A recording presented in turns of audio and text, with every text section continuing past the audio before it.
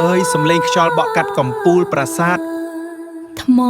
ចាស់ប្រាប់រឿងរ៉ាវឆ្លងកាន់កាលវេលាស្លាកស្នាមនៃបុព្វបុរសរស់ក្នុងដួងចិត្តខ្មែរជាគ្នាខ្យល់ផាត់កាត់នគរយើងនាំក្លិនផ្ចំបាដាស់ស្មារតីកូនចៅឲ្យចងចាំមរតកថ្លៃថ្លា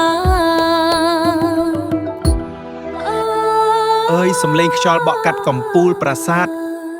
ថ្មចាស់ប្រាប់រឿងរ៉ាវឆ្លងកាន់កាលវេលាស្លាកស្នាមនៃបុព្វបុរសរស់ក្នុងដួងចិត្តខ្មែរជាគ្នាខ្យល់ផាត់កាត់នគរយើងនាំក្លិនផ្ចំបា